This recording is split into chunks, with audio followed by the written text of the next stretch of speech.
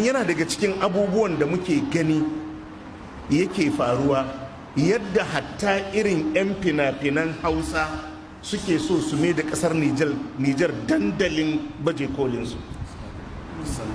Da ka samu abinda da su yi a Najeriya bai karɓu ba, idan sun shigo Nijar za ka ga tururuwar da za a yi. Me abin burgewa ga yarinyar da ta ƙi zama da ubanta, ta ƙi zama da uwarta, rayuwarta a tsakanin maza, za ta taso daga Najeriya a tsakanin maza, ba wanta ba kaninta ba kanin mahaifinta, ta zo ta yi kwanaki a tsakanin maza, ta koma a tsakanin maza. Don Allah rayuwar wannan akwai abin sha'awa?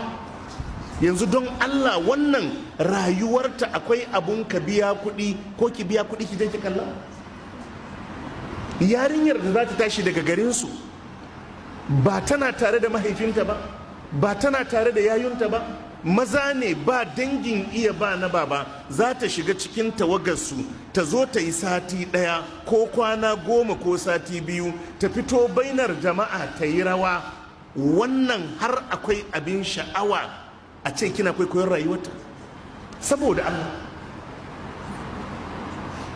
dukkan waɗannan da malam ya ambato mana, ba ki ga abin koyi a cikin rayuwarsu ba sai irin waɗannan?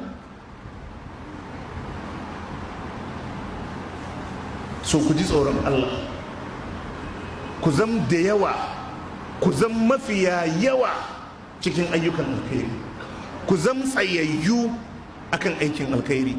Amma dai ƙarshen al'amari ku tuna, duk daren daɗewa da ki mutu za a je a ɗauke ki a saki a kabarinki. Abinda zai bi ki a wannan matakin shine ayyukanki da halayenki. Allah ya muku albarka.